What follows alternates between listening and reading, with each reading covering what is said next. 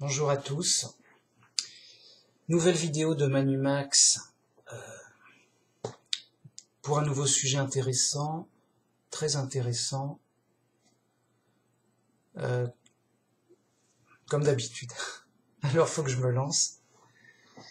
Mais avant d'aborder ce sujet sur les crucifiés en Israël,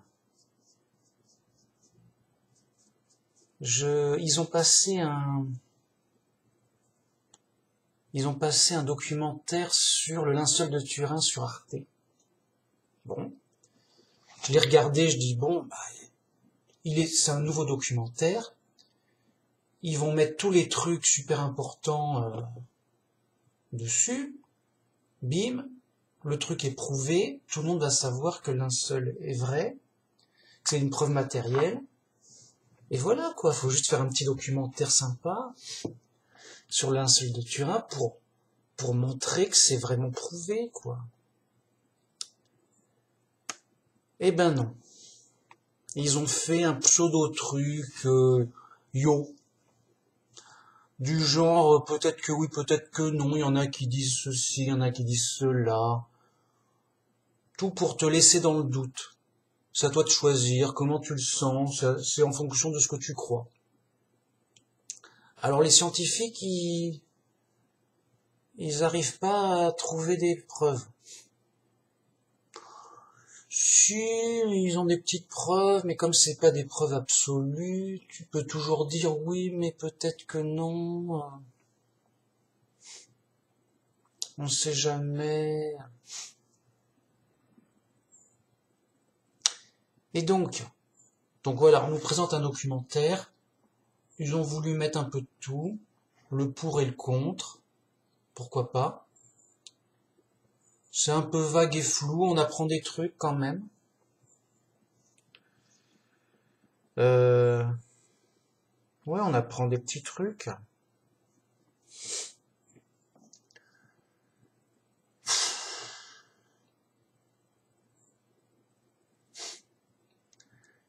On apprend des trucs et... Voilà, je suis au ralenti. Je suis crevé. Bon. Il faut que je me remette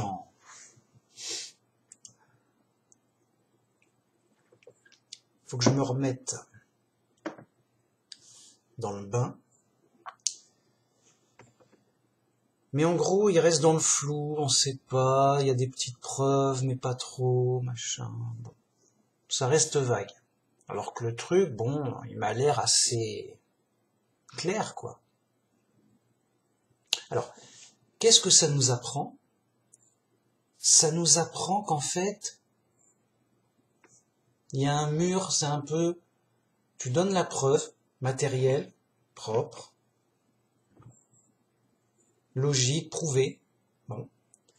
Ce linceul, il y a une image photographique par brûlure superficielle énergétique. On ne sait pas comment ça a été fait, mais on peut pas le faire, c'est pas humain.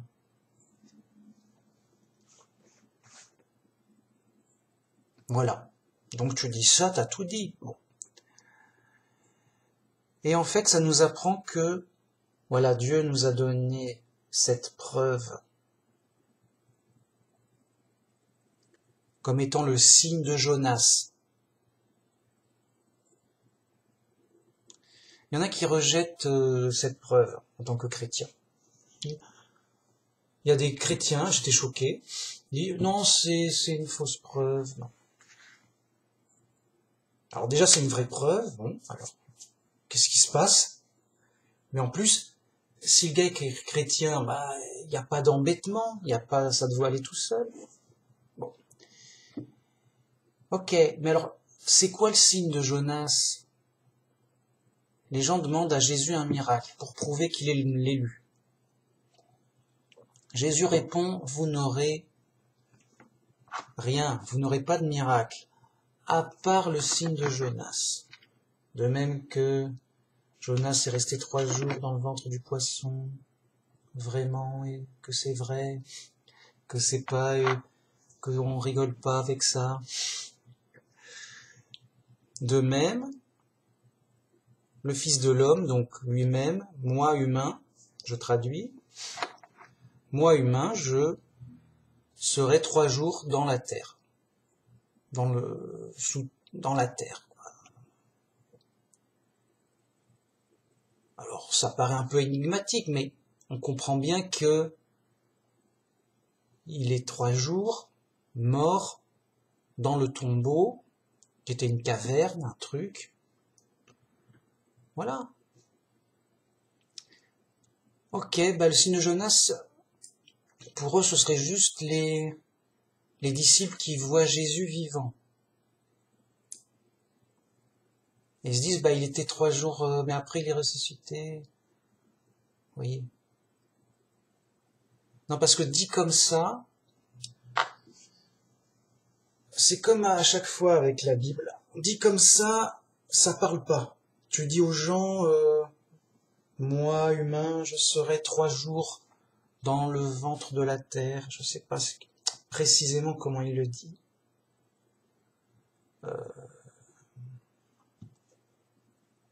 Est-ce que ça vaut la... Enfin, il dit à peu près comme ça. Je serai 3 jours dans la terre. Pas à peine de vérifier 1000 fois. Un truc comme ça. Les gens, ils quoi que... Bon, comprennent pas de quoi... Qu'est-ce qu'il faut voir, machin. Il arriverait à aller dans la terre pendant 3 jours. Mais c'est pas possible, il va mourir 3 jours sous terre. 3 jours dans la terre, tu meurs. Comprends pas.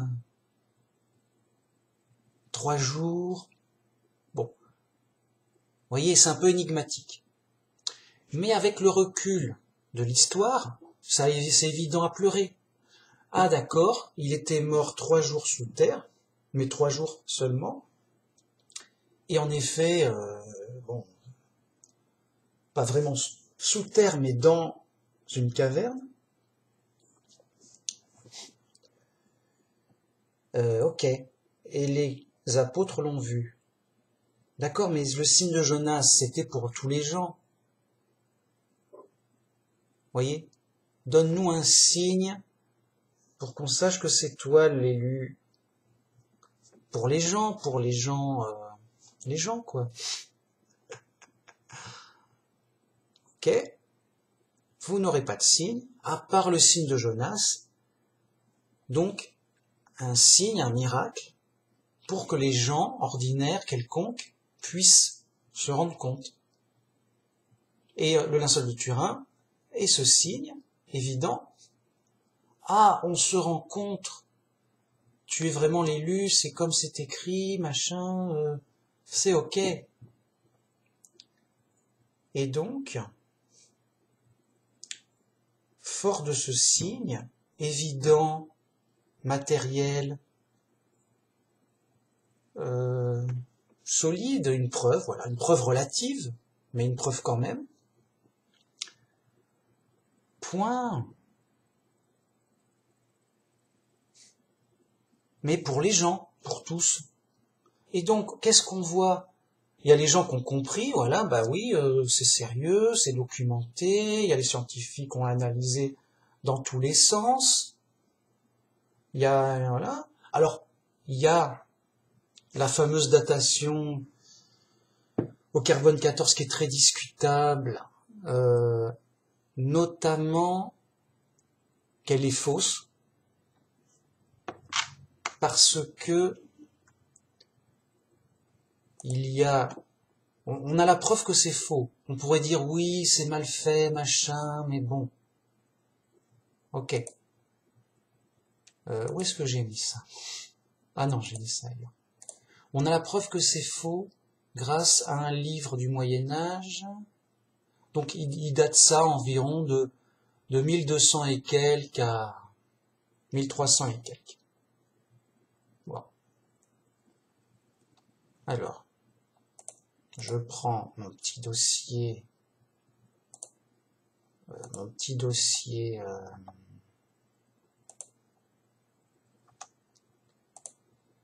mon petit dossier sur le linceul. Bon.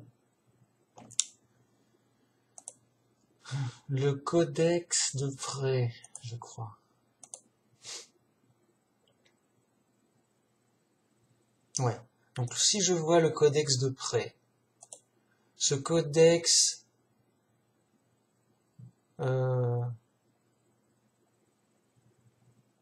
est un qui date environ de 1193 environ. Donc bien avant 1200. Enfin, bien avant 1200. Sachant qu'eux, ils donnent une date minimum de 1000. Ils donnent une date minimum de... Attends.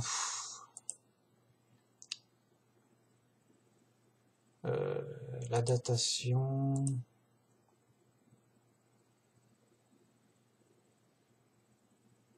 de 1262. Attends, non, je me trompe. Oui, parce qu'il y a eu 3 laboratoires. Il y a eu 3 laboratoires, ils ont fait une moyenne, on va dire... Je sais, on va dire, voilà, ils ont dit au strict minimum 1260. À quelques années près, voilà. Mais on va dire... Bon, ils ont mis une date, mais on va dire que c'est vers 1262. Bon. Ok. Ce livre, donc de ce fameux codex, où il y a un dessin du linceul reconnaissable.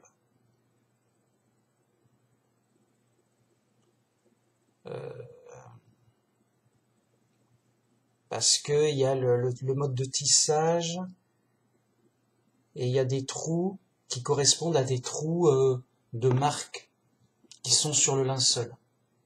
Des trous de marque, des trous quoi.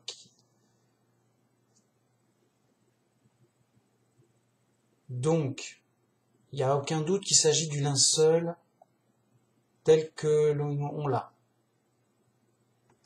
Eh bien, ce livre date de 1195 au maximum. Soit presque 70 ans avant. La date minimum de l'autre. Donc, voilà.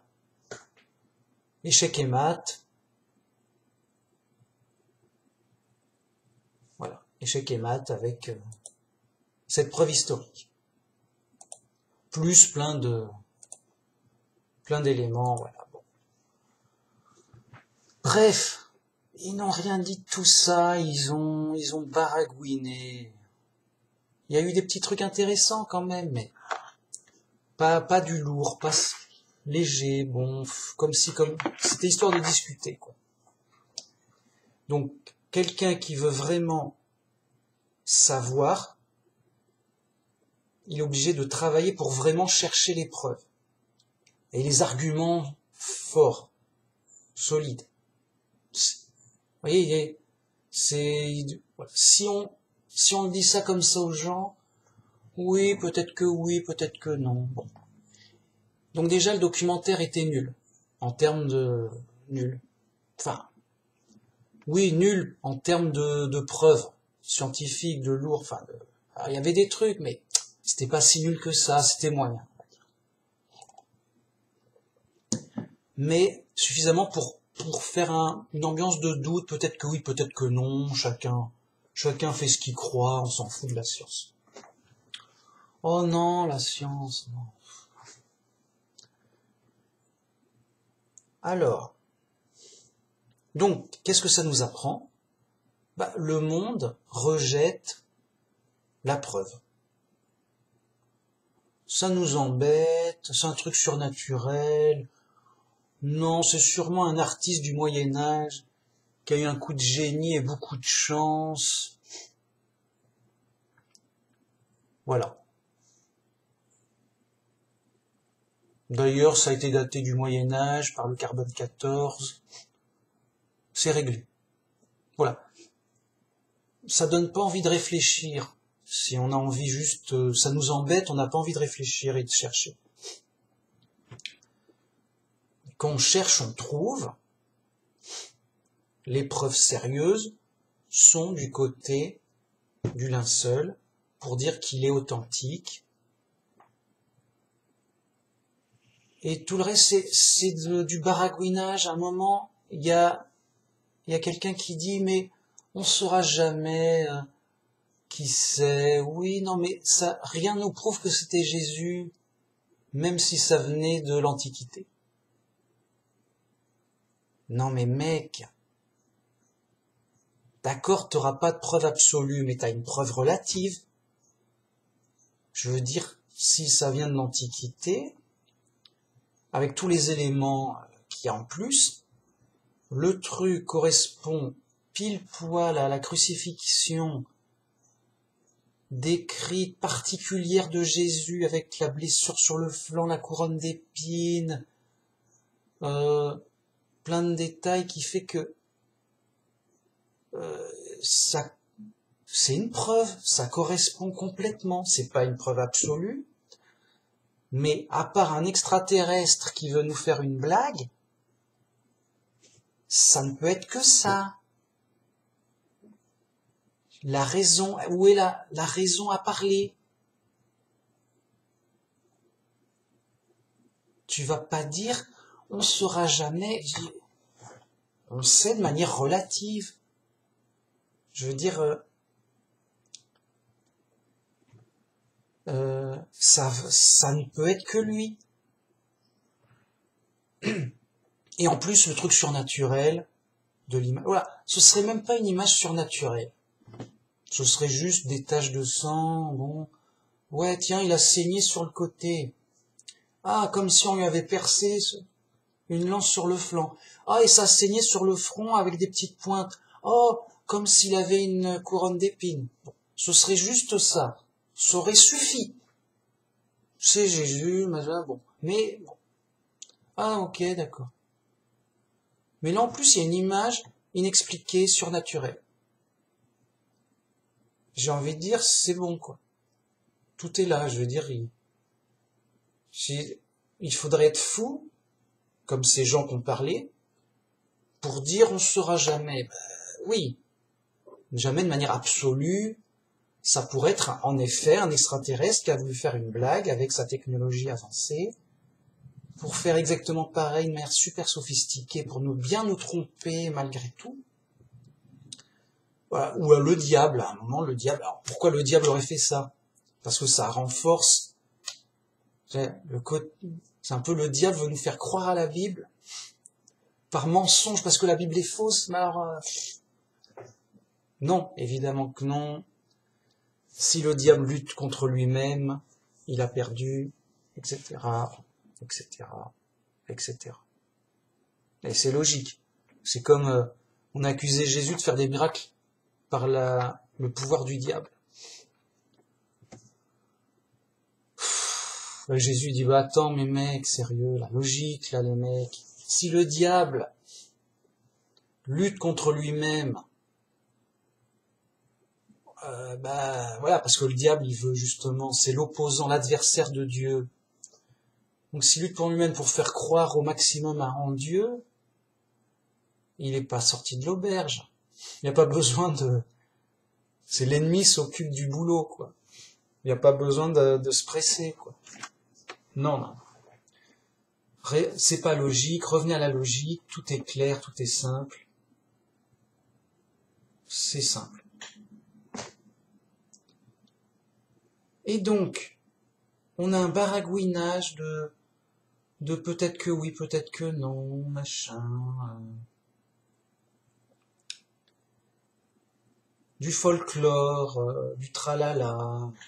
Bon, on voit des images, c'est joli, je sais pas. Voilà, voilà.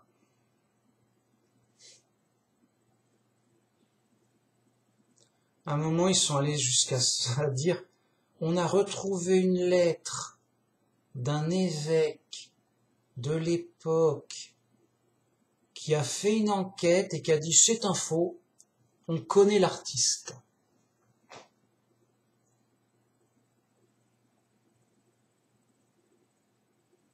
T'as une lettre d'un mec du Moyen-Âge que machin, qui a mené l'enquête. Et il a dit que c'était un faux. Ben, tant mieux pour lui, on s'en fout. Nous, on veut les preuves matérielles sur l'objet même. Et il a été analysé pendant 3 jours par une équipe de scientifiques, en long et en large, etc., etc. Ils savaient plus quoi dire. Alors, le seul argument embêtant et intéressant, du coup, c'est un moment, il dit non, mais un linceul daté de l'Antiquité comme ça, on en a retrouvé d'autres, et ils sont pourris en lambeaux, voilà. Et pourtant, ils étaient bien conservés dans un lieu qui allait au quai, quoi. Donc, le linceul de Turin est faux. La preuve, il a l'air en bon état. C'est tout. Et moi, j'étais là, mince. Ils sont forts. Sans le faire exprès, ils donnent une preuve comme ça, qui est valable, qui est forte. Mince. Alors ce serait un faux... mais alors l'image, comment ils ont fait? Ils se sont débrouillés, les mecs. Ils avaient la technologie du Moyen-Âge, il y a un peu de machin. Ils ont amené un sorcier, il a fait une tambouille, voilà, je te le fais, moi, ton linceul.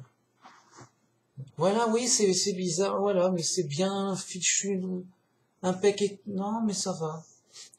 Il était bien renseigné et tout, et machin, non, c'est bon. C'était un sorcier, il a fait des trucs bizarres. Il a eu de la chance. Il a eu de la chance. Ouais, ça remettrait pas en question l'argument principal. Donc, mais, c'est un bon argument. Alors, justement, j'ai trouvé que, comme ça, bon, que le linceul de Turin, c'est pas un linceul comme les autres. Je sais pas s'ils le disent exactement. Parce qu'il a été blanchi, je sais pas, avec un truc, je sais pas. Enfin, bref, le linceul de Turin, c'était pas un linceul, c'était une nappe. Alors, a priori, c'était sûrement une nappe de table, de la Seine, justement. C'était le nappe de la table de la Seine. Une grande nappe. Et quand il a fallu enterrer Jésus, parce que c'était pas prévu, comme ça s'est fait à la va-vite, bon, ramène la nappe de la table, de la grande table, on va le mettre dedans, c'est assez grand, c'est bon. Et donc c'est une nappe qui est sûrement peut-être plus solide, plus protégée que un simple tissu, je sais pas. Enfin, donc j'en sais rien, je suis nul. Mais il m'est venu cette idée. Bref. Tout ça pour dire que si on s'en tient aux arguments les plus forts, la preuve est faite de manière relative, que le linceul est authentiquement celui de Jésus, qui prouve qu'il y a une intervention surnaturelle de Dieu, qui prouve que ça s'est bien passé comme l'Évangile l'a dit, et donc qui fait gage de foi que Jésus a été ressuscité, etc. Et c'est le fameux signe de Jonas, promis par Jésus, tranquille, en mode c'est normal. Jésus l'a dit, c'est fait. Et Dieu l'a fait. Où est le problème? Bon, il n'y en a pas.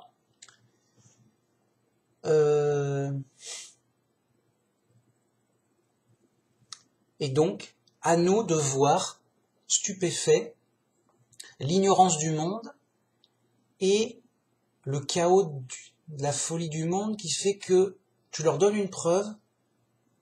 Ah ben on s'en fout, c'est peut-être un coup de chance, on sait pas, on sait pas, on peut pas savoir, voilà. C'est un truc bizarre, voilà. Oui, c'est mystérieux, voilà. Oui, c'est mystérieux, voilà. Non, c'est bon, suivant. Je sais, ben, quand même, c'est mystérieux déjà. Donc on sait pas, laisse-nous tranquille. Alors pour qu'on se rende compte de la folie du monde, je suis obligé d'en rajouter, de dire vraiment ce que c'est. C'est comme si à l'époque de Moïse, il écarte la mer Rouge. Allez, on passe les mecs tranquilles. Oh, quel miracle de Dieu. Et il y en a un qui dit, oh ben non, mais c'est peut-être la météo qui a fait un événement exceptionnel. Il y a eu du vent dans je sais pas, voilà. Un événement naturel exceptionnel, beaucoup de chance, je sais pas. T'es là, mais mec, alors, quoi? Bon, les mecs, ils passent. Il y a l'armée de Pharaon qui voit le truc. Ils doivent se dire, oula, bah, Dieu a fait ça, on n'y va pas, on s'en va, là. Ça chauffe, on part. On est cuit, on s'en va, les mecs. On va pas rentrer dans la mer séparée en deux, quand même, ça se fait pas. C'est pas faux. Ils l'ont fait quand même. Ils ont dû se dire, c'est sûrement un événement météo exceptionnel, c'est sûrement un coup de chance, ils y sont allés, pourquoi pas nous? En la faveur d'une marée, du vent, c'était la marée, voilà, oh, il y a une marée, tiens, je savais pas. Allez, on en profite, ça tombe bien, on y va. Les Juifs, ils y sont bien allés. On va les suivre, pourquoi pas nous, on n'a pas peur, on va les rattraper. Ouais, mais c'est quand même dangereux. Oui, non, mais ils y vont, on y va, quoi. On est courageux et tout. Ils y vont. Bam, la mer se referme sur eux, tous morts.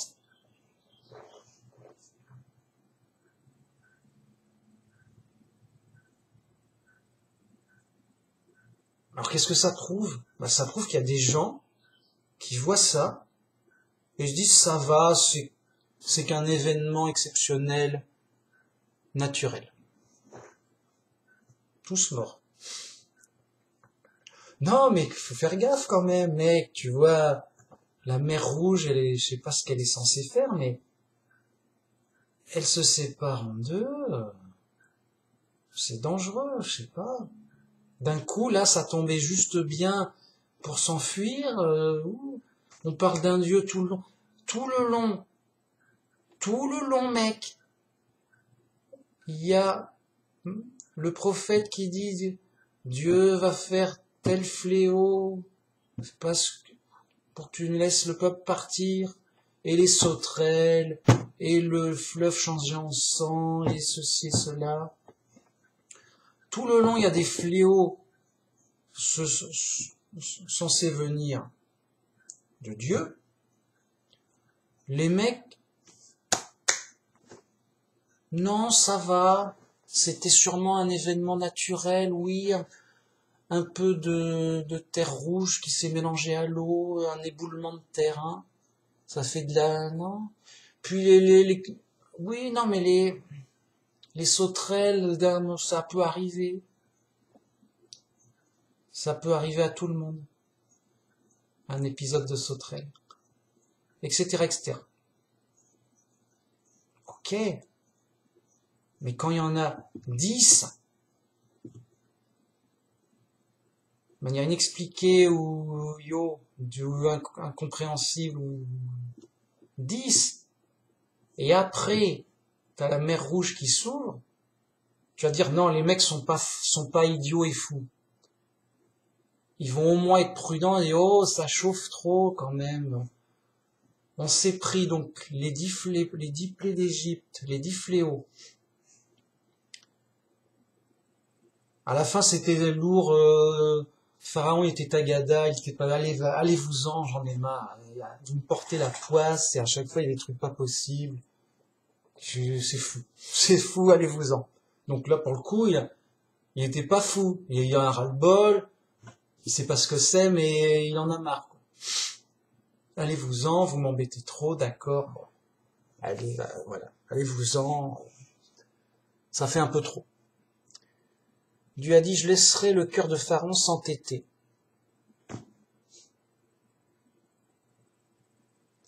Voilà ce que ça nous apprend.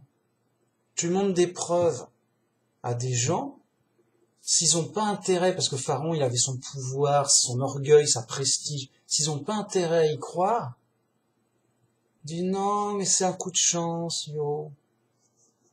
Ouais, non, c'est mystérieux, mais d'accord, mais ça peut être un truc naturel, bizarre, exceptionnel, non. Non, je sens pas, non. Donc, un moment, Pharaon, par un sursaut d'orgueil, il change d'avis, je vais les rattraper et les punir de cette humiliation d'avoir eu le dessus sur le grand Pharaon. Ça va chauffer, on va bien voir ce qu'on va voir, et il est en colère quand même de tout ce qui s'est passé. Je vais les tuer, ça va mal se passer. Il poursuit Israël avec son armée. Ils sont sur des chars, ils vont vite. Une fois qu'il les trouve, Dieu envoie des tourbillons de vent et de feu pour les stopper. Je dis, mec, non, mec, arrête, mec. Tu vas faire quoi, mec? Tu vas traverser les tourbillons et le feu, là, tranquille? Non, oh, zut, encore un événement exceptionnel, naturel. Oh, je vais devoir attendre que ça se calme avant de passer. Mais je les aurai, vous m'aurez pas pour un coup de chance. Non, non, maintenant ça suffit, hein, je vais vous avoir.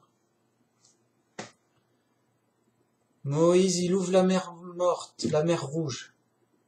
Le peuple, il passe. Il a le temps de voir les gens, il a le temps enfin, je sais pas si de loin il voit tout, mais il le voit. Enfin, il finit par le voir, puisque le peuple passe. Les tourbillons et le feu, c'est fou. Dit comme ça, c'est fou. Hop, ça s'enlève. Pharaon, il voit, oh bah ils sont partis les mecs en ouvrant la mer Rouge. Vous m'aurez pas pour un énième, non, non, maintenant ça suffit les coups de chance et les événements naturels exceptionnels. Ils sont passés, pourquoi pas moi. Le mec, il va. Pris de colère, bon, les gens ne voulaient peut-être pas y aller, mais le pharaon, il décide, c'est un ordre, on y va. Mais non, mais mec, je sais pas, t'es sûr? Bon, c'est lui qui commande, on y va. Il y va. La mer se referme, il est mort. Enfin, tout le monde, toute l'armée est morte. C'est tout. Qu'est-ce que ça nous apprend? Pharaon, bouffé d'orgueil, envoyant donc 10 preuves plus 2 supplémentaires, il en a rien à foutre. À un moment, il était tagada, il se dit, il a un coup de mou, un coup de faiblesse, c'était trop dur, il y avait trop de chagrin, c'était... Yo. Bon. Un coup de mou, enfin, tagada. Après, il se reprend, donc, réellement, et c'est pour ça que Dieu a dit, je laisserai exploser ma gloire devant Pharaon. C'est un moment des miracles, allez, t'en veux, bam, bam. Le mec, il balance des miracles, non, c'est du hasard, c'est de la chance. Pire qu'un athée fou, pire qu'un athée furax déglingos, pire qu'un athée en état de crise démentielle. Mais on fait comment, mec, là? Il n'y a plus rien à faire, c'est ça? Eh ben, ils sont tous morts. Donc, 10 miracles progressifs plus en plus lourd. Plus 2 miracles dingos. Donc des tornades de feu et la mer qui s'ouvre en deux. Juste, on ne peut pas faire mieux, si, mais après, ça serait autant, je sais pas, faire des trucs, ça ferait trop de dégâts, quoi. Donc, des miracles éblouissants, à gogo, enfin, dingues. Le mec s'en fout. Il y va. Il n'a pas compris que c'était dangereux qui jouait avec plus fort que lui. Il y va. Bah, il se tue. Ça fait penser à ça, mec. Tu mets une preuve. Il y a plein d'éléments, c'est solide, ça se tient. C'est un gros dossier, mais voilà, le truc est prouvé. Tu mets ça aux gens, les gens, ils ont pas envie, machin, non, mais c'est un faux du Moyen-Âge, un artiste très, très malin, très sournois. Il nous a même trompé, il a trompé tout le monde de son époque, et il a même trompé les gens de notre époque. Il est très fort. Juste, il y a un zigoto qui dit non, Manu Max, t'es nul, comme d'habitude. Il y a la datation carbone 14, 3 universités prestigieuses qui sont d'accord et tout, machin. Mais mec, on a le codex de prêt qui présente un dessin du linceul. Ils l'ont inventé, qu'est-ce qui se passe? Qui donc date de 70 ans avant au minimum, que la date minimum donnée par les scientifiques sur le linceul. Ils ont fait quoi? Ils ont fait comment? Non, c'est tout. C'est prouvé. Ou alors ils ont mal daté le bouquin. Ou alors ils ont dit, on peut faire plus compliqué. On va faire le dessin du faux qu'on va faire 100 ans plus tard. Parce que c'est du boulot. C'était un plan, c'était le plan voilà. Faire un dessin on va mettre 3 trous dans le tissu pour l'identifier, hein. Enfin, 3 ou 4. En forme de L, hein. Yo, faut pas se tromper. Enfin, c'est juste fou. Donc les mecs, soit ils disent c'est un complot incroyable, ou c'est des extraterrestres furax, mais je crois qu'il faut mélanger les deux parce que même le complot incroyable, il suffirait pas parce que l'image n'est pas faisable puisque c'est des fibres roussies en trame particulièrement faites. Voilà. Et ben voilà.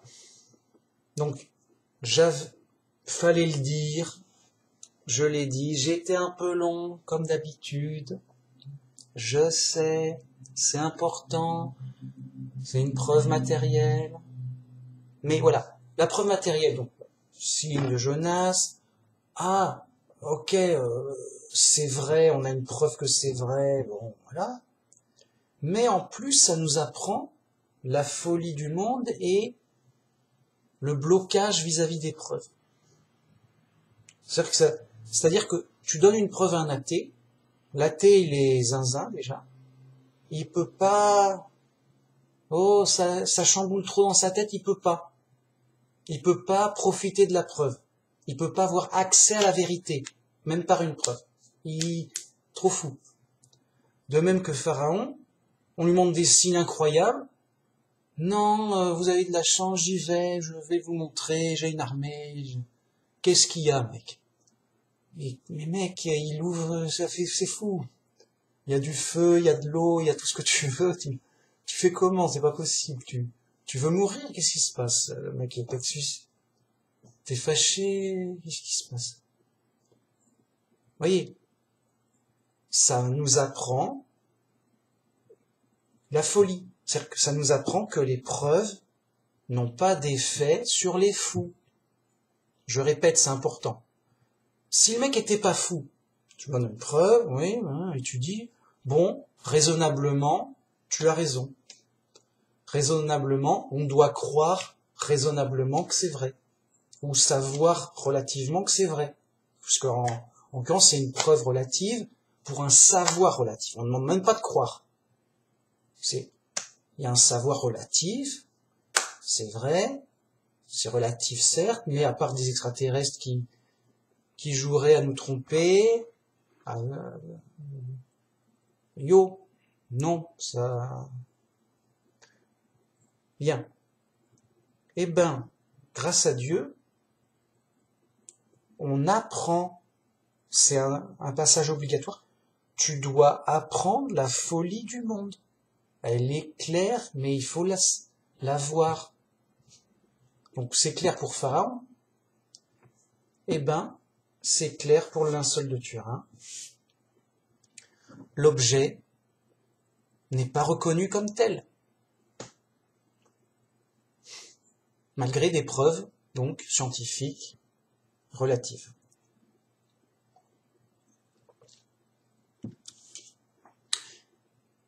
Ils ont quand même dit c'est mystérieux, d'accord. Mais mystérieux, ça fait un peu... Oui, c'est mystérieux, donc ça pourrait très bien être un événement naturel, exceptionnel, inconnu encore, une esbrouffe, un artiste, dans son atelier, il a tout renversé, et tiens, j'ai trouvé un nouveau procédé, allez, allons-y, ils y verront que du feu. Oui, il y a d'autres témoignages antiques, mais témoignages, ça vaut rien. Bon. Bref. En tout cas. Il y a un truc. J'ai besoin de pas. Faut le dire. Un moment, ils ont dit, oui, un moment, il y a un incendie à Turin, la cathédrale. On a failli perdre le linceul, mais un pompier courageux a réussi à sauver la relique par miracle. Pourquoi par miracle? Parce que la relique était dans un coffre en verre blindé. Donc tu peux pas. Là, c'est blindé. Le pompier, il se démonte pas, il prend une masse, il tape sur le verre, mais super épais, blindé, il le casse rapidement, hein. Il met pas la journée, il met chaque coup vraiment casse le truc bien. Allez, en 1 minute, il est cassé, quoi. En 1-2 minutes, c'est bon. Il sort la relique et il s'enfuit à plusieurs avec, on a sauvé la relique et tout, on en veut, et c'est un miracle. Mais qu'est-ce qu'il y a que moi qui réfléchis ou... Donc, si cette vitre blindée résiste à des coups de maillet de cette taille avec la force d'un homme, alors oui, comment il a fait? C'est un miracle. Le mec a réussi à détruire une vitre blindée avec un marteau. Donc si c'est pas censé arriver, qu'est-ce qui se... Ou alors c'est Ou alors la vitre était mal faite, c'était une arnaque, c'était pas une vraie vitre blindée. Mais dans ce cas-là, ça pourrait peut-être... Parce qu'il a détruit qu'une face, tu prends les autres ou tu prends ce qui reste, tu vois si c'était une vraie vitre blindée, enfin tu peux vérifier la qualité. Donc pourquoi ils n'ont pas vérifié la qualité de la vitre qui reste et vérifier que tel genre de vitre peut résister à des coups de marteau, ils auraient officiellement validé un miracle facilement. Non, c'est compliqué, ou remettre la vérité. Non, c'est pas un miracle. Il y a l'effort et ça suffit. La vitre blindée, ok, elle est solide, mais pas à ce point-là, c'est tout.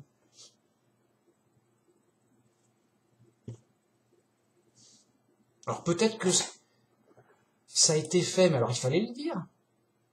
Mais ça avait l'air facile à vérifier. Moi je me dis, mais il n'y a que moi qui réfléchis. Pourquoi vous vérifiez pas que telle vitre blindée, que c'est bien possible à casser? Alors oui, il y a un miracle, prouvé. Sinon, non. Et on n'en parle plus, Là, il dit c'est un miracle, mais on n'a pas vérifié. Oh là là, mais comment on fait Oh bah j'y crois pas. Mec, on est chez les fous, ou je suis le seul à le voir, mais bien sûr que oui. On dit ils ont sauvé la relique par miracle. Ah bon? Ils peuvent pas sortir normalement? Non, parce que c'était dans un socle d'un coffre avec des vitres blindées. Super épais comme ça, je sais pas quoi, vraiment résistant à tout. Tu tires, tu fais ce que tu veux, ça, voilà, c'est vraiment blindé. Et le pompier, c'est écrit, c'est filmé, tout. Il prend une masse, non, pas la relique, c'est important, allez, bam, bam. Il te le casse en 1 minute, et on n'en parle plus, même rapidement, c'était fou. Sans effort, enfin, ça casse tout seul, quoi. Le mec, il casse une vitre blindée, tranquille. C'est un pompier, il est costaud, il a une grosse masse, mec. Laisse-le faire. D'accord, mais... Donc on est dans le doute. C'est un pompier, il est costaud, ouais, mais mince. Bon. Et on peut pas vérifier, on peut vérifier, là, on vérifie pas, on s'en fout. Le mec, il voit un miracle, il a pas envie de vérifier. C'est filmé, hein. T'as filmé un miracle? Oui. Et alors, faut vérifier. Voilà. Si ça a été fait, c'est-à-dire, et des experts avec huissiers ont montré que, en effet, c'est impossible à faire. Ou alors, ils ont vérifié que c'était possible et que c'était pas un miracle. Mince! Bon. Vous voyez, le monde veut pas savoir. Oui, j'y crois pas, peut-être, on peut pas savoir, on veut pas savoir. Oui, non, non, ça va, laisse-nous tranquille, c'est des faux, oui, ils ont tout truqué, tout est faux, tout est truqué. On sait pas, c'est mystérieux, voilà. Comme Pharaon.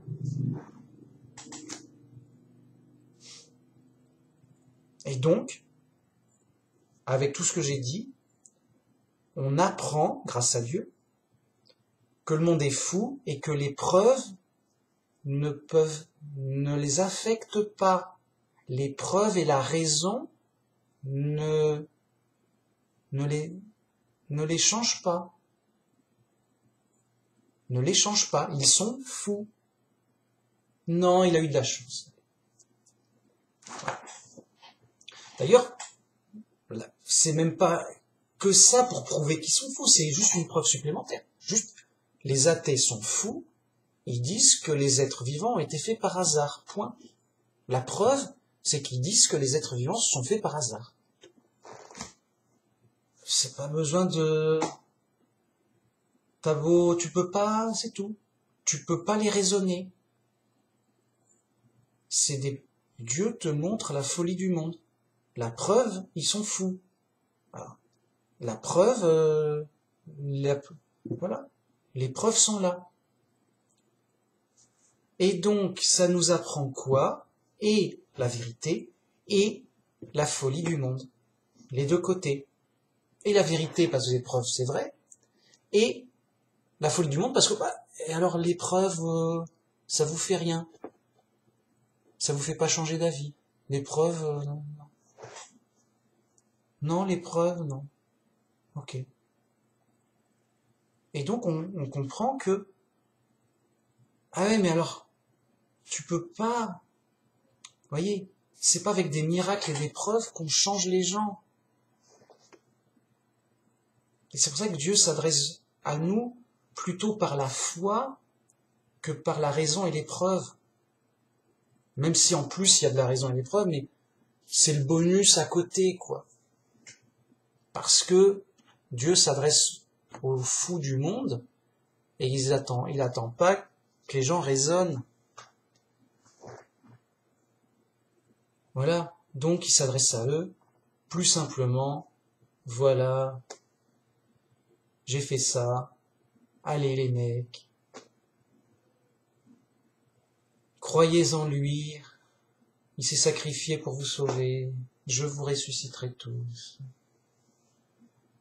Voilà. Par la foi. Et on est sauvé par la foi grâce à la Bible, etc.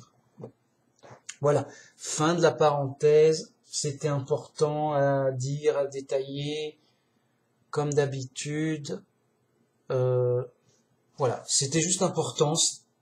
Comme c'est évident que ça, c'est évident. Les preuves sont là, et les fous aussi.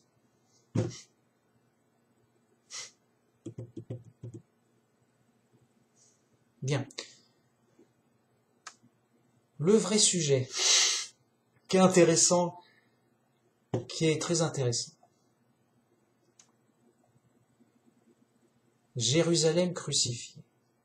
Je savais pas, et on nous le dit pas vraiment. On nous le dit pas. Ça devrait être su. Tout chrétien devrait presque le savoir. Tout le monde devrait le savoir, mais apparemment on ne le sait pas. C'est que Jérusalem, donc cette ville, donc tout le monde sait qu'elle a été rasée par les Romains en 70, mais on ne sait pas que les gens ont été crucifiés.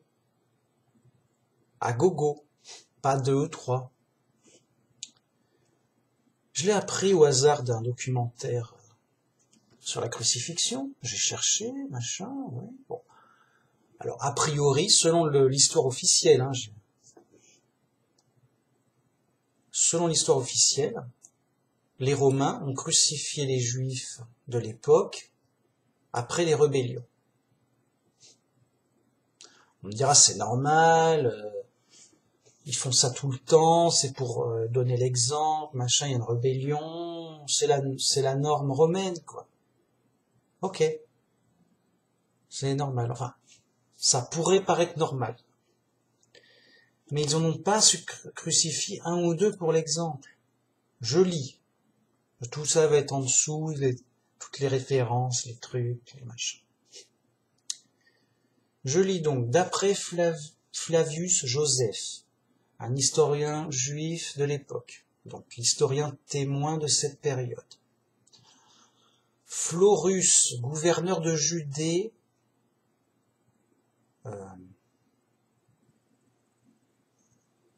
l'an 66 de notre ère. Donc en 66, tourmenta les Juifs au point d'allumer une véritable rébellion qu'il mata cruellement, en faisant crucifier 3630 hommes, femmes et enfants.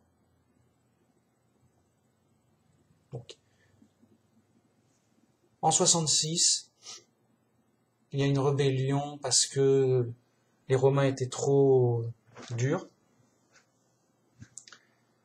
Donc,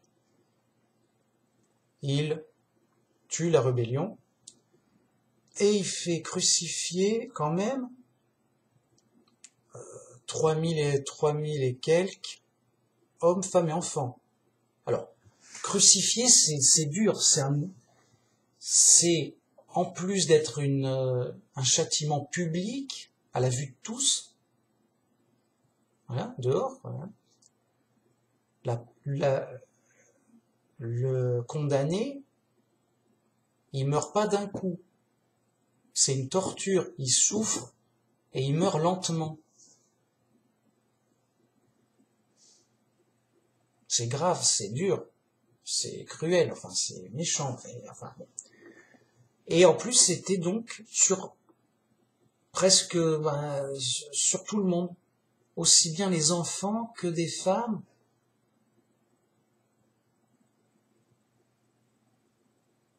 On dirait oui, mais ils étaient à la rebelle. Ouais, alors,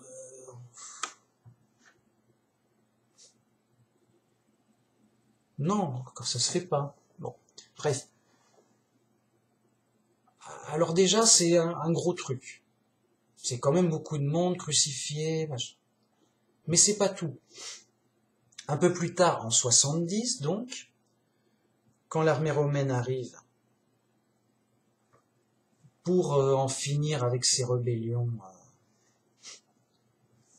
d'Israël, donc le commandant romain Titus entra dans Jérusalem et fit crucifier les assiégés qui tentaient de s'enfuir. Flavius Joseph, donc historien, en a dénombré jusqu'à 500 en une journée. À peine pouvait-on suffire à faire des croix et à trouver de la place pour les planter.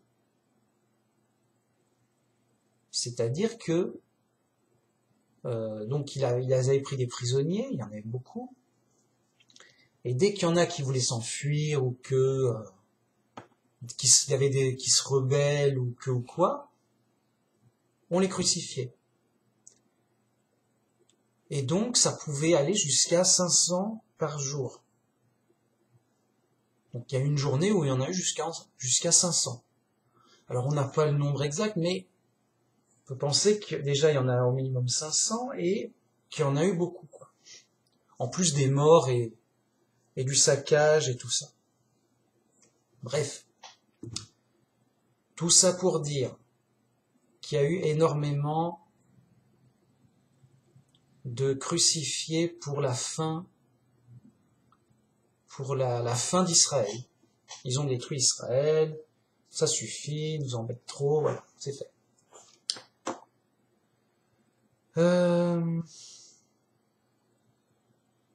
Et je savais pas,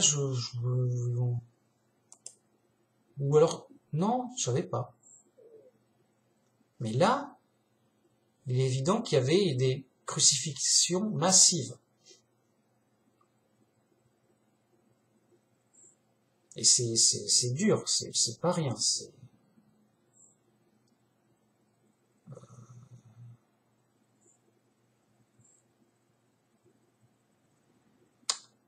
Qu'est-ce que je voulais dire? Alors, le fait de savoir ça, c'est important pour se rendre compte justement avec les prophéties ah mais attends, mais c'est pas, il y a une sorte de message, c'est pas par hasard. Parce qu'il y a des prophéties là-dessus.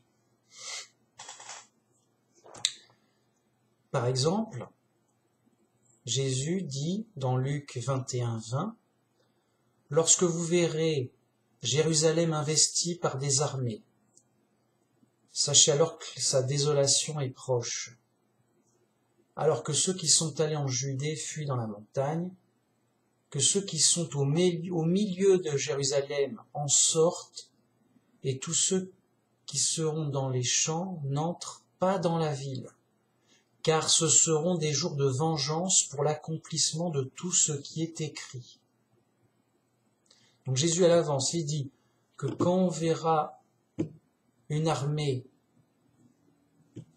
qui va vers Jérusalem pour l'attaquer, il faut partir au plus vite, car ça va être cuit, quoi. Ce seront des jours de vengeance pour l'accomplissement de ce qui est écrit. Ah, Donc c'est une vengeance pour quelque chose. Qu'est-ce qu'ils ont fait? Pourquoi? Et vous voyez, ça me semble évident. Israël a crucifié Jésus par les autorités de Jérusalem, enfin d'Israël. En retour, Israël a été crucifié. Là par les Romains, mais crucifié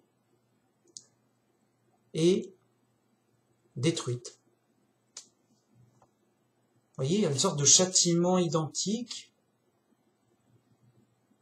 en retour, par vengeance, pour l'accomplissement de tout ce qui est écrit. Si je reviens dans les prophéties de Daniel, qui annoncent la venue de l'élu de Jésus 300 ans avant, et comment ça se passera. Donc Daniel 9.26. Après ces 62 semaines, ce sont des semaines d'année. Donc 62 semaines multipliées par des années, pas par des jours. Un élu sera retranché, supprimé, et il n'aura pas de successeur. Donc l'élu sera supprimé, il n'y aura pas de suite. Bon, okay. Le peuple d'un chef qui viendra détruira la ville et le sanctuaire. Donc un chef, un souverain étranger viendra détruire la ville et le temple. Et sa fin arrivera comme une inondation, donc rapidement. Il est arrêté par les dévastations. Il est arrêté que les dévastations durant jusqu'au terme de la guerre. Il fera une solide alliance avec plusieurs pour une semaine. Et durant la moitié de la semaine, il fera cesser le sacrifice et l'offrande. Le dévastateur commettra les choses les plus abominables, jusqu'à ce que la ruine et ce qui a été résolu fondent sur le dévastateur. Donc, un chef étranger va détruire la ville, le temple. Avant cela, il fera une alliance solide avec d'autres personnes, d'autres groupes, pour une semaine donc d'année, donc pour 7 ans donc. Et durant la moitié de la semaine, il arrivera à faire cesser le sacrifice et l'offrande que on faisait dans le temple tout le temps pour Dieu, etc. pour que ça. Donc vous voyez, il fait arrêter le sacrifice, l'offrande à Dieu. Du coup, il n'y a plus d'offrande à Dieu. Bon, c'est moins bien. Le dévastateur commettra les choses les plus abominables. Voilà. C'est ça où je vais en venir.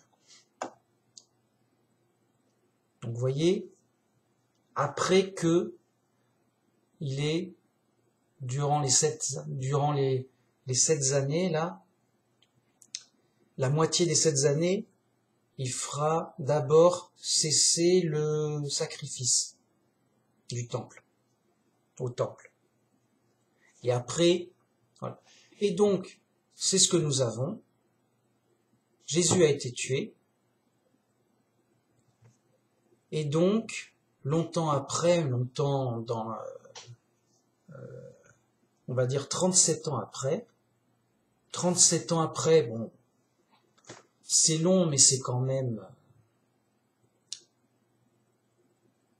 c'est pas, c'est long, mais ça correspond, vous voyez, en une vie humaine, tu vois bien Jésus tué, et après, le résultat, 37 ans plus tard, Israël crucifié.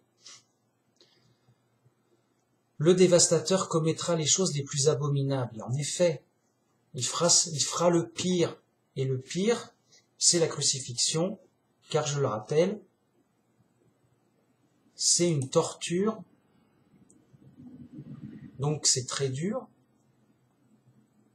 c'est horrible, c'est abominable, c'est tout. Nous, on est habitués à Jésus et les bandits qui sont crucifiés. Qu'est-ce qui se passe? Déjà, ça dure plusieurs heures. C'est dur, machin, il souffre, c'est moche. Ok. Mais après, les Romains, ils n'ont pas que ça à faire.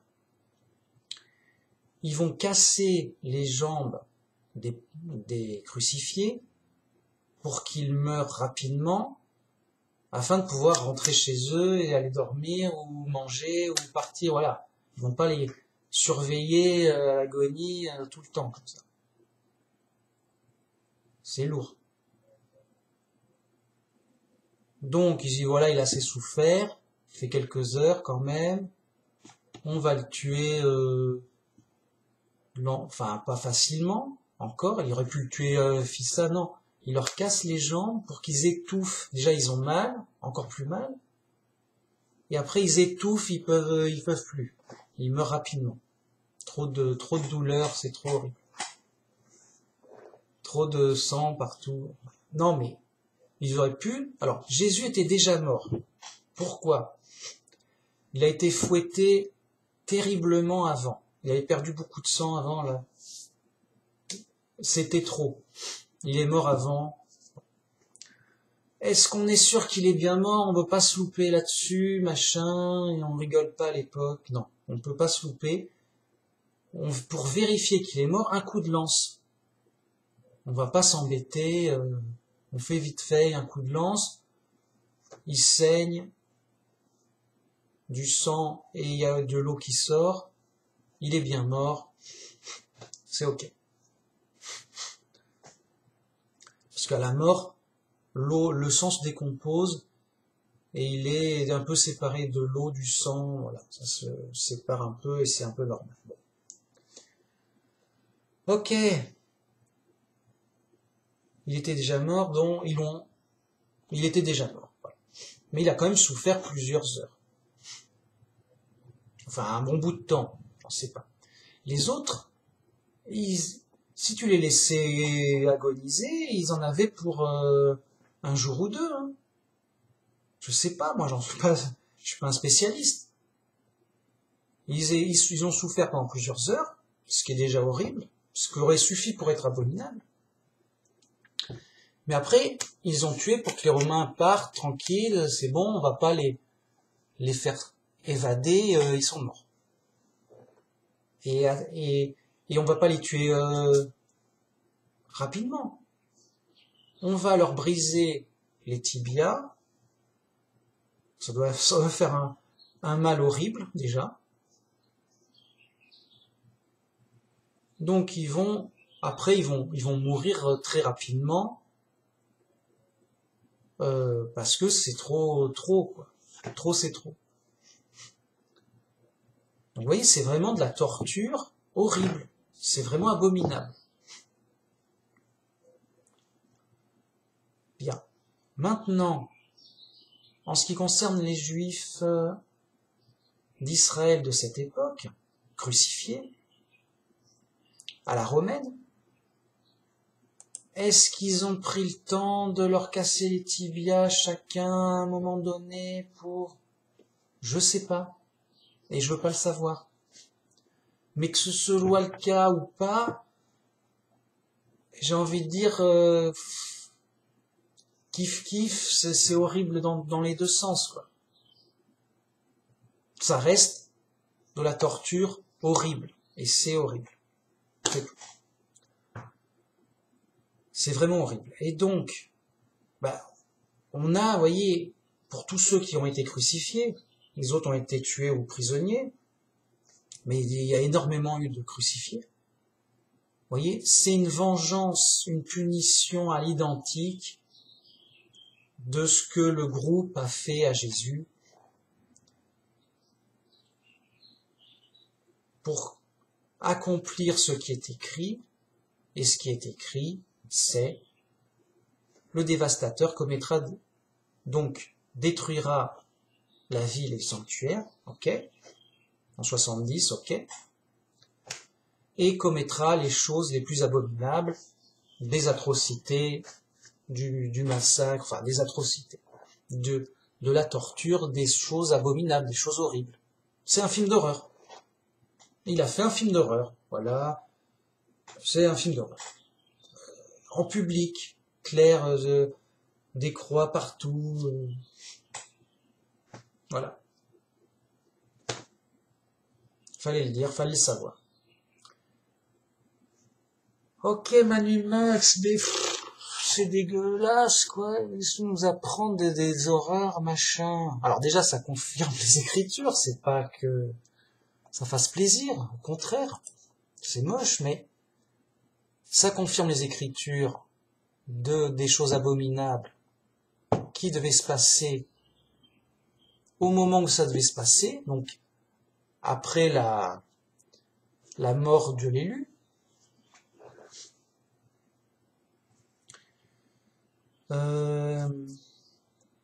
Il se passera ça, et Jésus avait prévenu en plus, quand vous verrez Jérusalem encerclée par les armées, ou en tout cas proche, parce que ceux qui sont au milieu de Jérusalem fuient, sortent, et fuyez quoi. Ce seront des jours de vengeance. Des jours de vengeance, on pourrait se dire, oui, non, mais c'est les Romains, ils se vengent des rébellions incessantes d'Israël, il y en a marre. À un moment, il fallait marquer le coup, que ça serve d'exemple pour tout le monde, tout l'Empire romain. Mais enfin, c'est fou, on est chez les fous ici, on ne plaisante pas avec les Romains. Les Romains, mec, ils arrivent, c'est juste une machine à tuer, quoi. Ils sont pas là pour discuter. Oui, voilà.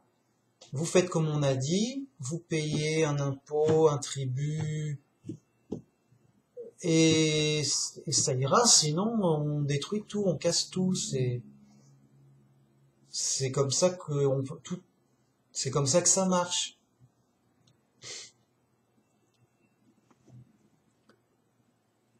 Bref, il rigolait zéro.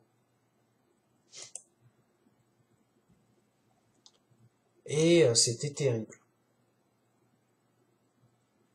Donc c'est prophétisé. Pourquoi je dis ça en plus? J'insiste en plus. Ça fait penser encore à Moïse. Mais qu'est-ce qu'il a fait Moïse? Non, mais à l'époque de Moïse, le pharaon a dit, oh, il y a trop de juifs, machin, ils sont de plus en plus nombreux, tout leur réussit, machin. Ils vont prendre le dessus, on n'est pas bien, les mecs. Pharaon, c'est un dur, ça rigole zéro, c'est un... Bon. Et il décide, bon, c'est simple, on va essayer de réguler les choses, on veut quand même les garder pour esclaves, c'est pratique pour les pyramides, il y a du boulot. Mais là, il faut quand même qu'on garde tout le contrôle quand même, ça va pas. Donc, voilà ce qu'on va faire. C'est une idée comme une autre. Bon, c'est un peu horrible, mais il faut... Voilà. On va tuer dès qu'il y aura un nouveau-né de ce peuple d'Israël. Si c'est un mâle, vous le tuez. Si c'est une femelle, c'est un garçon, vous le tuez. Si c'est une fille, ça va. Vous la laissez, ça causera pas de problème. Bon, d'accord. Du coup, Moïse, il devait être tué, mais ses parents l'ont in extremis, mis dans un berceau sur le Nil pour qu'il parte, pour le sauver, sachant qu'il surveillait de loin. Le petit Moïse, bébé, a été recueilli par des hauts dignitaires égyptiens. Ils disent, oh, ce petit bébé abandonné, il est mignon, on va le prendre. Et ils l'ont adopté, et Moïse a vécu et a été élevé avec les Égyptiens, se prenant peut-être lui-même pour un Égyptien, je sais pas, et tranquille, relax. Mais normalement, tous les mâles juifs de cette époque sont tués à la naissance. Dur. D'ailleurs, ça me fait penser à Hérode, qui dit de tuer tous les enfants, tous les garçons de moins d'1 an dans la région, parce qu'il voulait tuer Jésus. Et donc, Jésus était aussi, comme Moïse, le seul survivant, le seul garçon de cette époque, parce que tous les autres bébés garçons sont morts. Ça fait un petit trou. Il n'y avait pas de garçon, sauf Jésus. Ben là, il y avait un grand trou, il n'y avait pas de garçon, sauf Moïse. Pour les Juifs. Ok. Alors c'est dégueulasse, c'est horrible, évidemment. Qu'a fait Dieu pour sa dernière plaie d'Égypte? Dieu a dit à Moïse, je frapperai tous les premiers-nés du pays d'Égypte. Tous, même vous. Sauf si vous mettez une croix de sang sur vos portes comme signe que vous êtes avec moi et qu'on est potes et tout. Donc, tous sauf vous, quoi. Tous les Égyptiens, ce sera sur les Égyptiens. Mais sinon, tous, il est de quel peuple, on ne veut pas savoir. Parce qu'il y avait peut-être d'autres peuples, esclaves ou pas, je sais pas. Bien, bref. Donc, en gros, l'Égypte a tué les bébés garçons. En retour, Dieu a tué les premiers-nés, l'Égyptien. Et ça rappelle la loi de Moïse, tu donneras œil pour œil et dent pour dent. Il rend pareil qu'on lui a fait, à peu près, dire ça, et ça fait penser à ça. Ah, les Égyptiens ont tué les bébés garçons juifs, eh ben, Dieu va tuer les premiers-nés de chaque famille, le premier-né de chaque famille égyptienne.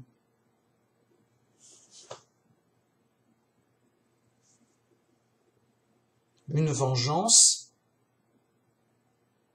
similaire, qui ressemble à...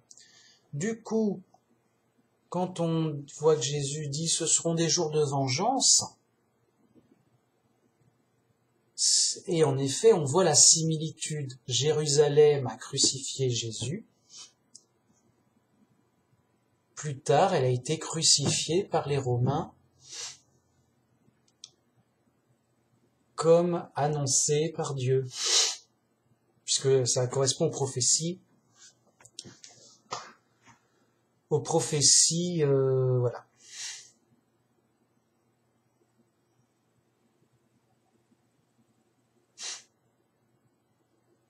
Et je trouve que c'est remarquable, dans le sens c'est interpellant. c'est interpellant, c'est un peu, c'est pas officiel, enfin, si, parce qu'il y a des prophéties.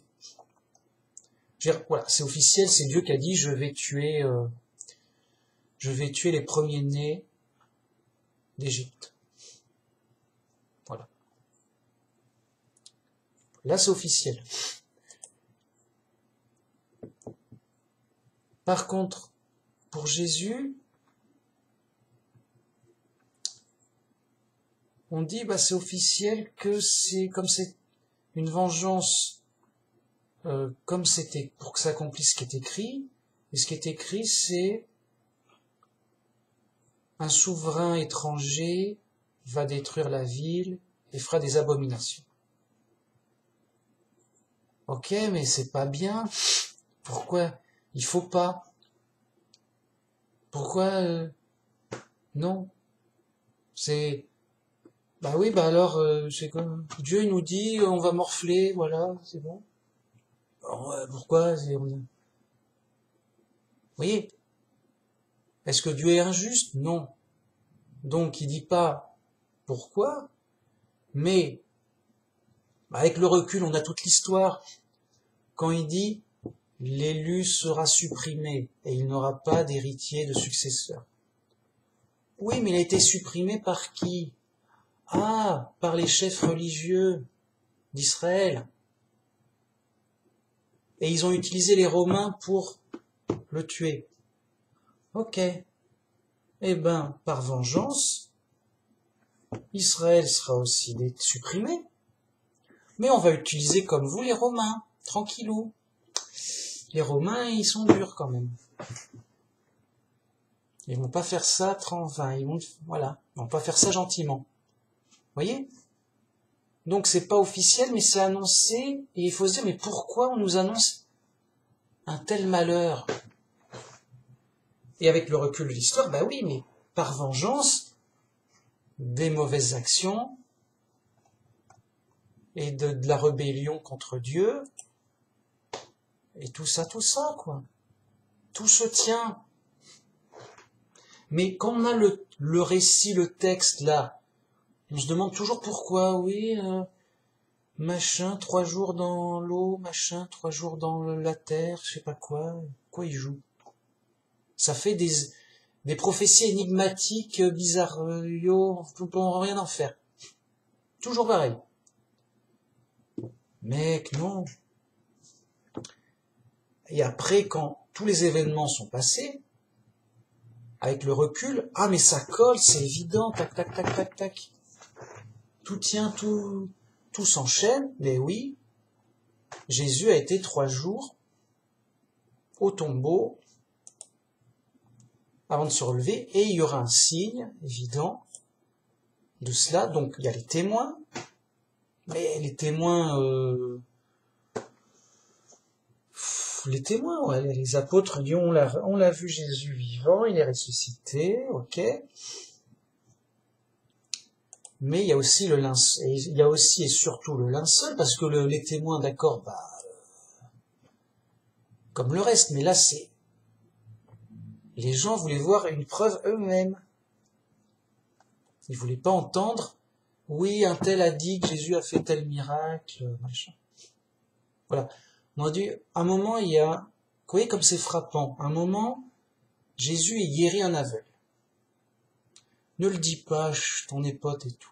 L'aveugle, il parle à tout le monde.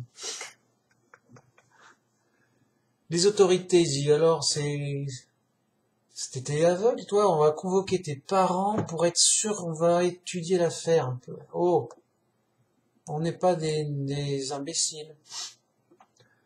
Il ramène, c'est bien votre fils, oui. Il était aveugle, oui, bah pourquoi il voit les mecs? Je sais pas, c'est fou.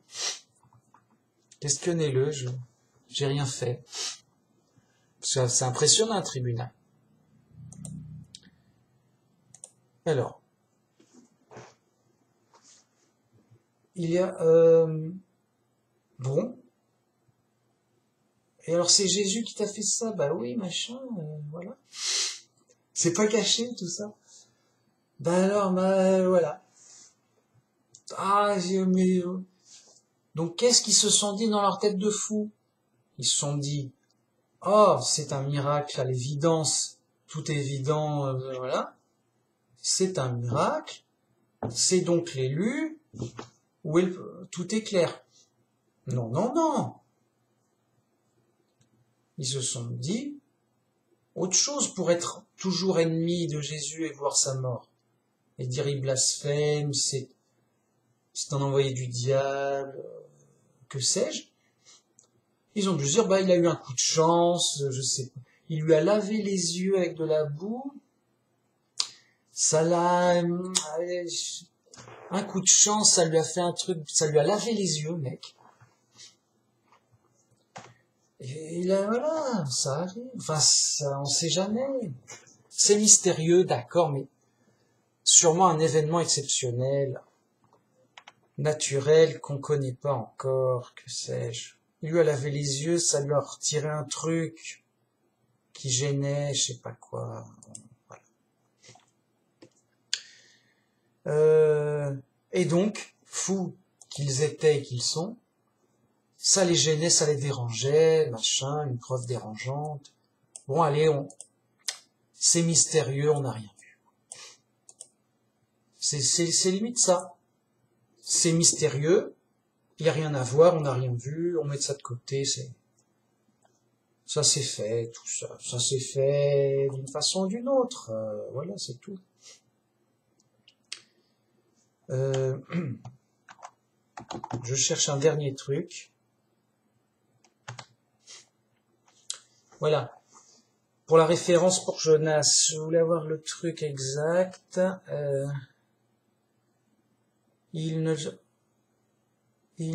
Elle demande un miracle, il ne lui sera donné d'autre miracle que celui de Jonas. Car de même que Jonas fut un signe pour les Ninivites, de même le Fils de l'homme en sera un pour 7 générations.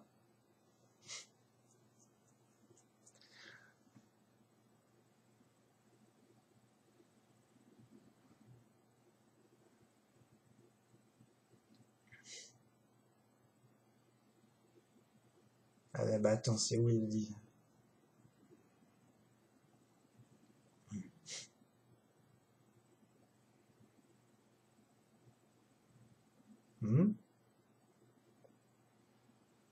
Ah, ça, ils le disent pas dans Luc. Donc, il annonce dans Luc, mais ils disent pas exactement le signe.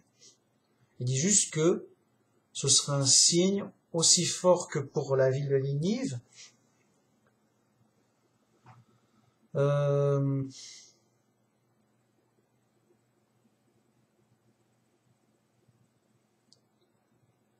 Ce sera un signe, même il insiste, ce sera un signe plus fort que Ninive, quand Jonas fut un signe, parce qu'au moins les gens de Ninive se sont repentis grâce à la prédication de Jonas. Et il dit, et voici, il y a ici plus que Jonas, parce que c'est le grand élu. Donc, c'est pas dans Luc, c'est pas grave, on a tout notre temps, on n'est pas pressé, on va essayer dans Jean.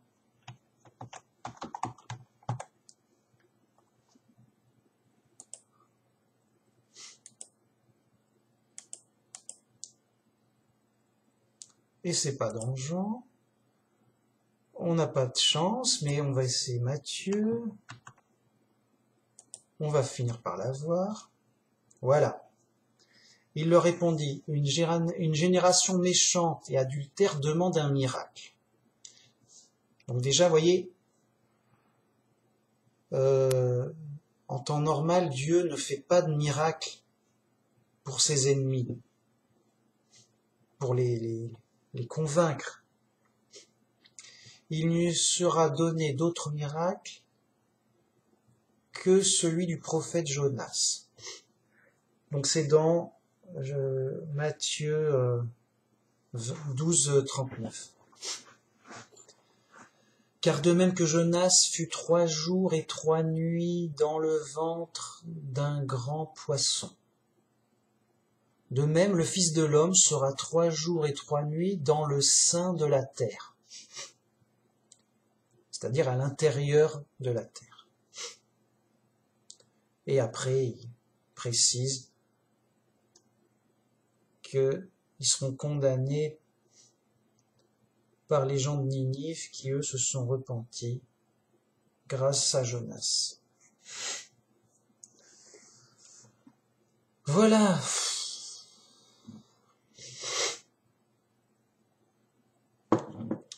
On y arrive. Donc je dis quoi?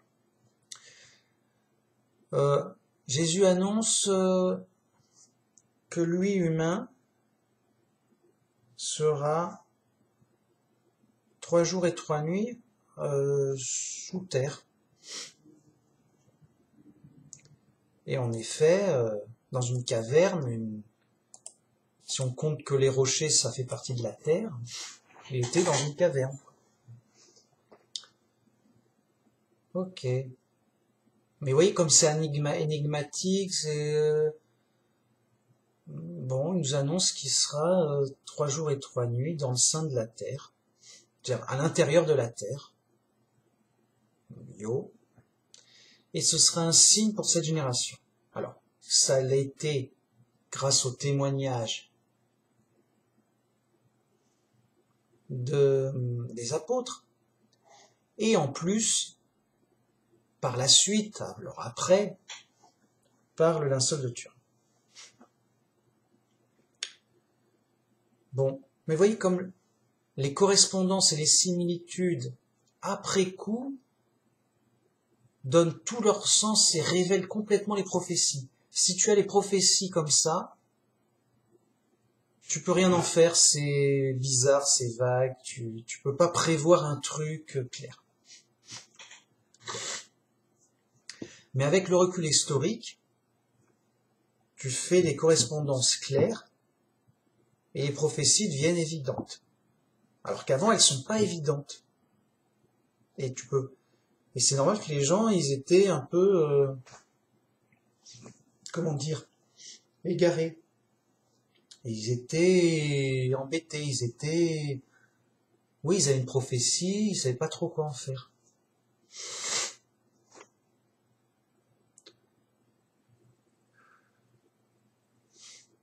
Et oui, et en plus, il y a des similitudes avec Moïse. Du coup, tu mets tout ça, c'est plus que clair que Jérusalem a été crucifiée en punition de la crucifixion de l'élu. Et qui plus est, c'est normal. Moïse annonce, Dieu vous enverra un homme comme moi pour vous guider,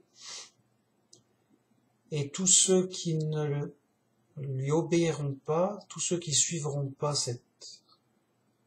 celui qui viendra, seront retranchés du peuple. Ils feront plus partie du peuple de Dieu. Et voilà quoi, ils seront même à l'époque, on tuait tous ceux qui désobéissaient aux prophètes.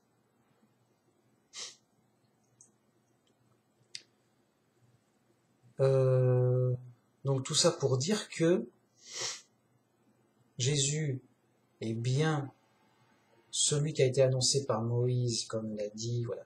Mais au début, on se dit, c'est pas clair. On peut se dire, oui, d'accord, Dieu va nous envoyer quelqu'un d'autre, mais oui, il y a Jonas, il y a les autres prophètes, il y a Josué, il y a les autres.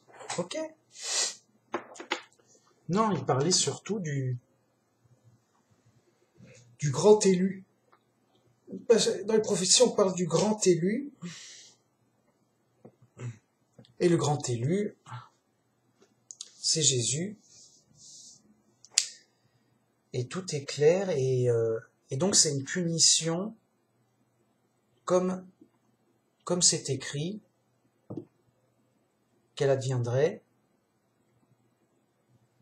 un jour de vengeance pour tuer, punir ceux qui ont supprimé l'élu. Et c'est donc Jérusalem qui a supprimé le grand élu Jésus et qui a été puni de la même façon, par crucifixion, c'est horrible, bien sûr, etc.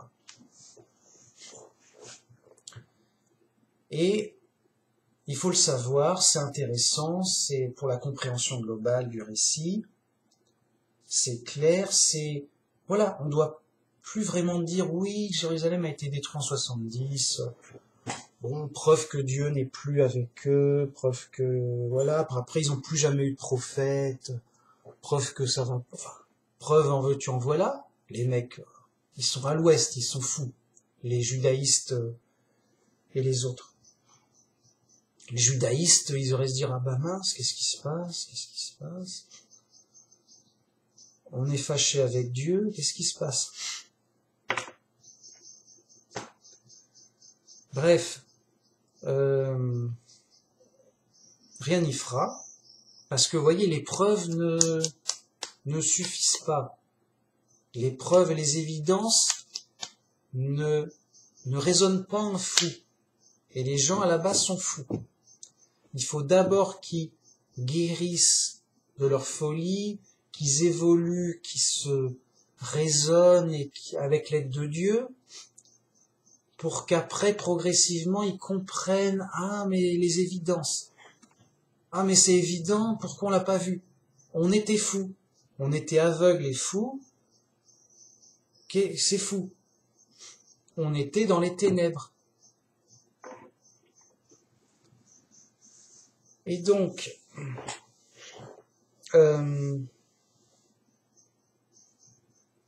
il faut dire, Jérusalem a été crucifiée et détruite, comme ça a été prophétisé, car il est écrit qu'elle sera dévastée, massacrée et détruite après que le grand élu soit supprimé, soit retiré.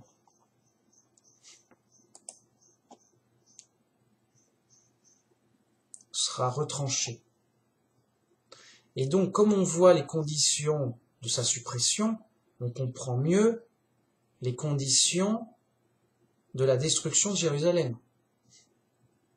Et on comprend pourquoi Dieu a annoncé un tel malheur. Par punition, évidemment, de justice. On va me dire, ouais, mais ils avaient rien fait, les femmes et les enfants, machin, c'est pas gentil. Oui, mais à l'époque, c'était des punitions collectives. C'est qu'après Jésus, où Dieu va plus faire de punitions collectives et fera dans la vraie justice individuelle. Du coup, il y a eu punition collective. Voilà, c'est moche. Et voilà, c'est dur. Et donc, Jérusalem a été crucifiée parce que vraiment, il y en a eu énormément.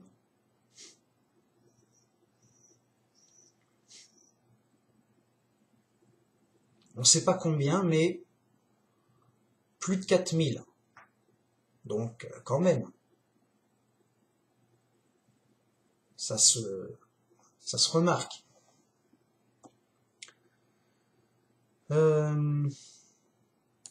Voilà, bah, j'ai fini ma vidéo.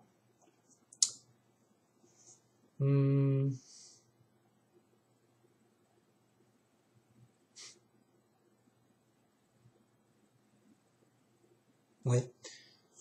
Oui, ben donc je disais que c'est tout ce que je voulais dire et c'était très intéressant pour pour savoir tout ça, pour en parler, pour bien comprendre la Bible, vous voyez, sa logique, sa clarté. Et donc c'est normal que les prophéties soient floues, mais après elles deviennent extrêmement claires avec le recul historique. Et donc après tout est clair et simple. Avec le recul historique et les similitudes historiques. Vous voyez ?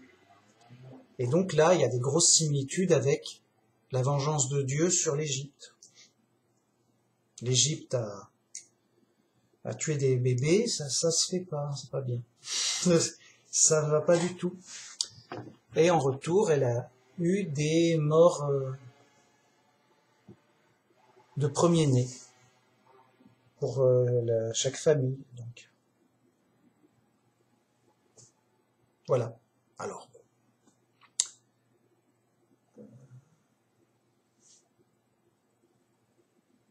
Et aussi, surtout, comme j'avais dit, ça montre que l'épreuve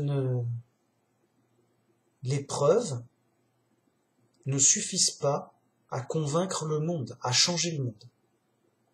Les mecs se jouent les scientificaux, je sais pas quoi, ils sont fous. C'est pas sérieux. Les mecs sont fous. Ça les atteint pas. Les preuves ne les atteignent pas. Les preuves, ils s'en foutent. Les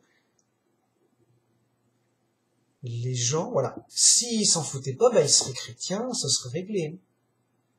Les scientifiques se foutent des preuves. Enfin, je sais pas si je peux dire ça. Ça fait exagérer. Mais, dans certains cas, concernant Dieu, c'est ce qu'on constate. Donc, vous voyez, il y a un moment où on voit que c'est la folie et que les preuves, voilà. Il y a une résistance aux preuves évidentes. Il y a un blocage. Vraiment. Les gens sont fous. Vraiment. Tu peux pas les raisonner. Vraiment. Ça doit peut-être venir d'eux-mêmes, il y a un cheminement, ils doivent se guérir. Vraiment.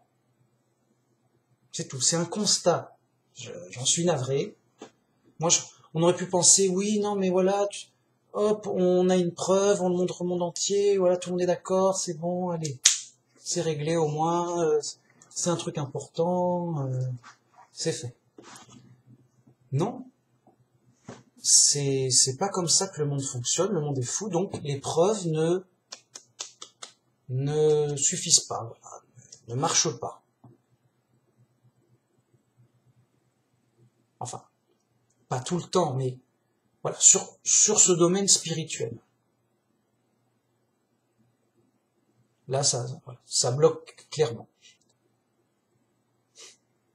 Donc, je répète, les scientifiques, je répète, mais améliorés, les scientifiques se foutent des preuves concernant le spirituel. Ça a beau être des preuves matérielles, ça va pas. Point. Ou des preuves logiques, matérielles et logiques, et les deux, et voilà. C'est le constat. Donc il reste cantonné à du matériel quoi. Bon.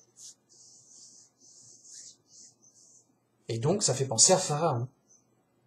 Pharaon, il a beau voir des miracles, non, mais un coup de chance, le hasard. Oui, c'est mystérieux, on saura, on sait pas. Peut-être un jour, on sait pas tout, c'est normal. On sait pas tous les événements hasardeux et naturels qui peuvent faire des surprises. Faut pas que ça nous arrête. Faut pas s'arrêter. Voilà. Donc, super vidéo importante.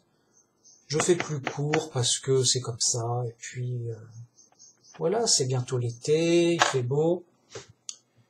Super, que Jéhovah nous guide en pleine lumière. Que Jéhovah, le Dieu de la Bible, nous aide tous les jours. Que Jéhovah nous sauve grâce à Jésus, son Fils. Gloire à Jéhovah, le seul vrai Dieu. À la prochaine. Au revoir, merci.